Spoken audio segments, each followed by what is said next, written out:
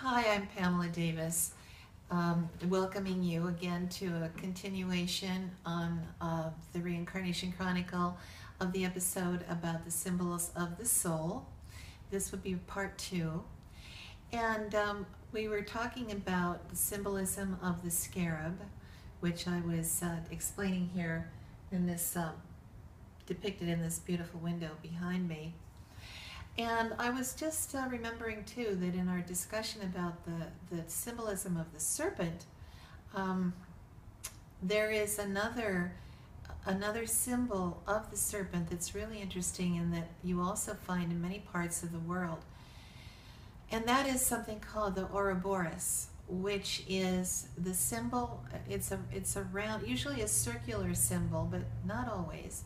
Circular symbol of a snake swallowing its own tail. And this is a symbolism of eternity, a symbolism of rebirth, and also a symbolism of the soul, which feeds itself by digesting the experience and events and the matter of its past, symbolized in its tail. So consuming what's been before and using that then to nourish itself and continue on in renewed life. So this would be the symbolism of the Ouroboros. Really a powerful symbol. It's also related to the symbol of the circle in Freemasonry and other esoteric traditions. The circle, again, symbolizes a lot of things. It symbolizes eternity. It also symbolizes woman, or the feminine principle. And it's related to the circle with the dot in the middle, which symbolizes both the sun and the masculine principle. So when you have the circle encased, as in Freemasonry, within a square, you have an interesting symbol. And we've all heard of that saying about squaring the circle. Well, this means to harmonize the elements of matter and spirit, earth and spirit, the human vulnerable parts of the soul with its eternal essence. And that would be squaring the circle, bringing the circle into harmony with its eternal nature. So this is, although it's not a living symbol, this is another really interesting symbol that is kind of an evolution or evolvement from the Ouroboros, the serpent. Now you've got another wonderful little symbol of the soul, which is the lizard. In some cultures, the lizard is related to the human soul. As they observed how the lizard loves to climb up onto a nice warm rock in the sun and sun itself, they saw in that the relationship to the soul, which reaches out to the warmth and the light of the sun, the soul reaching out for enlightenment into the heavens. So that's a really kind of sweet symbol, I think. Then you've got symbolism of a lot of different forms of birds. We already talked about the phoenix, and in Egypt the Bennu bird. And but there are others. You've got the goldfinch in Egypt, which is shown oftentimes as the soul flying away from the body after death. So always you've got this, and remember, if you do remember, I believe that in paleontology they say that snakes and birds are related, that birds are reptiles with wings originally. So the ancients knew a lot of things. They might have even known that.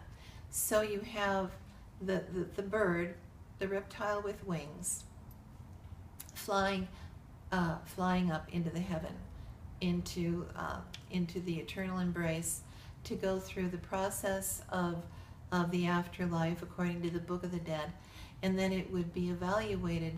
The wonderful story about the feather of truth. Mott kind of interviewed the would-be, the soul that would be admitted into the heavenly sphere, and the heart of that being had to be weighed on the scales of truth, and on the other end of the scale was the feather of truth, and the soul couldn't bring down that side of the scale. The soul had to be as light and as pure as the feather of truth. So again, another symbol connecting birds to the soul. And in Rome, at the funeral of rulers, they used to release an eagle. An eagle was a symbol of not only power but also the soul of a ruler. And you remember from all those movies about Rome, you know, the symbol of the eagle that they would carry into battle and so forth. It's a very powerful symbol to them. Interestingly, in Islam, apparently there is a tradition that upon death, all souls, all human souls, take the form of birds while they wait for the final judgment day.